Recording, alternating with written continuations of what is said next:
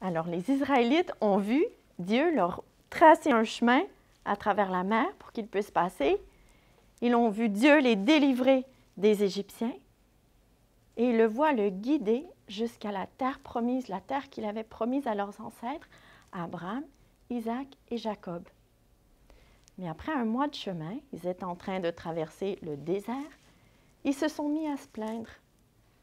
« On a faim, Moïse, on aurait dû rester en Égypte, là, on pouvait manger. Tu nous as amenés ici pour qu'on meure. » Ils avaient oublié combien ils avaient souffert en Égypte. Et là, ils étaient en train de se plaindre, mais ils n'ont pas pensé de demander à Dieu pour de l'aide. Et Moïse leur a dit, « Ce soir, vous allez découvrir, vous allez vous rappeler que c'est Dieu qui vous a délivré et demain, vous allez voir sa gloire.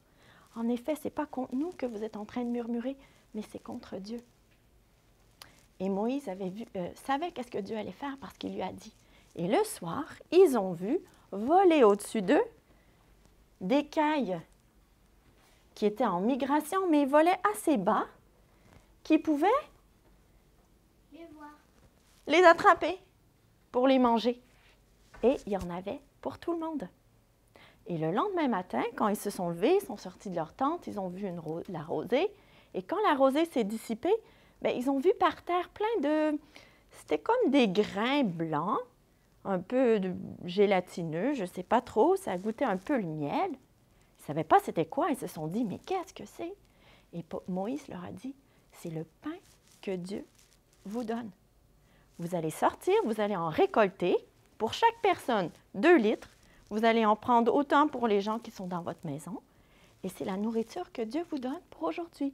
Donc, ils sont sortis, ils ont récolté, ils ont regardé, ils ont mesuré, tout le monde avait exactement ce qu'il avait de besoin. Et puis Moïse leur a dit, vous n'allez pas en garder pour demain.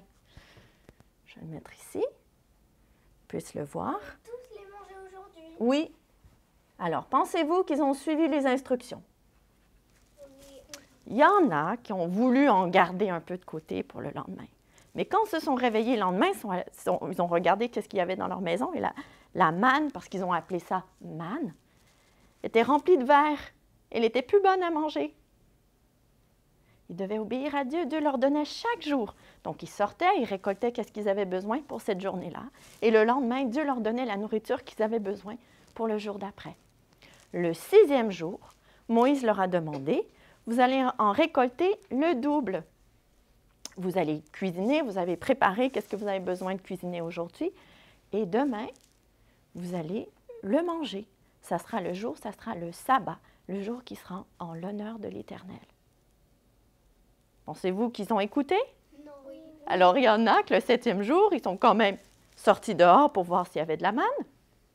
Il n'y en avait pas.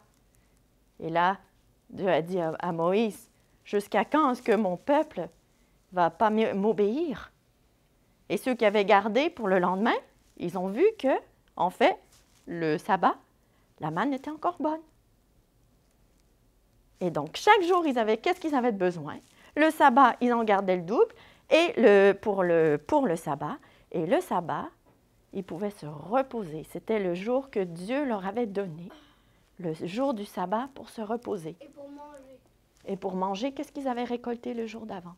Ils avaient récolté les tréteaux. Et Dieu leur a donné cette manne tous les jours, et on va voir jusqu'à leur arrivée à la terre promise. Parce que Dieu a pourvu pour leurs besoins tous les jours.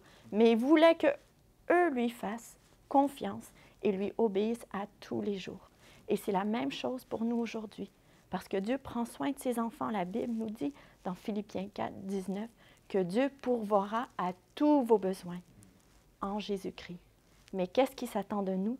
C'est notre obéissance et qu'on lui fasse confiance. On prie.